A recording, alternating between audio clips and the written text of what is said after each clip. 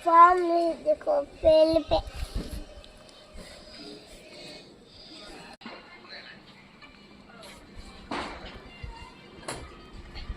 ఊర్లో మా ఇంటి దగ్గర మాత్రం దీపావళి మామూలుగా జరగట్లేదండి. ఈరోజు ఏపూర్ హనుమాన్ నగర్లో మేము దీపావళి చేసిన సౌండ్లకైతే మొత్తం ఇల్లంతా దద్దరిల్లిపోతుంది జనాలది.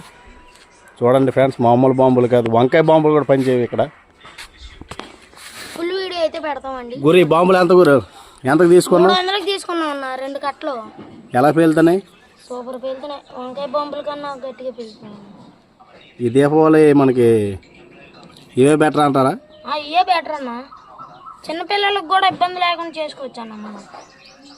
చూసారు కదండి, మరి చూస్తే అదే విధంగా మా కుర్రాళ్ళు అయితే మామూలు లేరు, మంచి వస్తారుగా పేలుస్తుంటారు బాంబులు. చూస్తున్నారు కదా, చిన్నపిల్లలు సైతం ఎంజాయ్ చేసి ఎంతో ఆసక్తికరంగా చూస్తారు బాంబులకి. బాబు లోపలికి వెళ్ళి